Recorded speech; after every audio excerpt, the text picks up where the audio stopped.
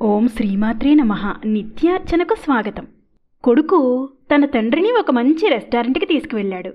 తండ్రి బాగా వృద్ధుడు బలహీనుడు అయినందువల్ల ఆహార పదార్థాలు సరిగా తినలేక షర్టు మీద ప్యాంటు మీద పోసేసుకుంటున్నాడు. చుట్టూ ఉన్న వాళ్లకు అతను తినడం చూసి అసహ్యంగా అనిపించింది. కొడుకు మాత్రం ప్రశాంతంగా తండ్రికి అన్ని పదార్థాలు తెప్పించాడు. తండ్రి తినడం పూర్తయిన తరువాత ఏమాత్రం ఇబ్బంది పడకుండా చెయ్యి పట్టుకుని వాష్ బేసిన్ దగ్గరికి తీసుకువెళ్ళాడు.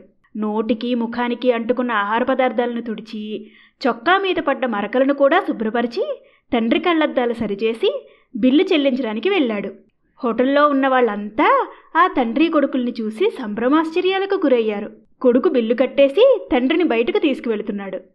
అంతమంది మధ్యలోంచి ఒక పెద్ద మనిషి ఆ అబ్బాయిని ఉద్దేశించి, నాయనా, నీకు తెలుసా, ఇక్కడ ఒక ముఖ్యమైన విషయాన్ని వదిలిపెట్టి వెళ్తున్నావు అన్నాడు. అబ్బెబ్బే, నేనేమీ వదిలిపెట్టలేదండి అన్నాడు ఆ అబ్బాయి. ఆ పెద్ద మనిషి, నువ్వు ఇక్కడ ఒక పెద్ద సందేశాన్నే వదిలిపెట్టి వెళ్తున్నావు. ప్రతి కొడుకుకి కూతురికి ఒక గొప్ప పాఠం నేర్పిపోతున్నావు.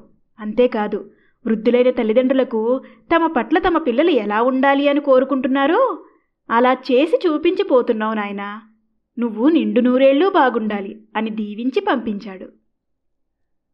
శ్రీమాత్రే నమః.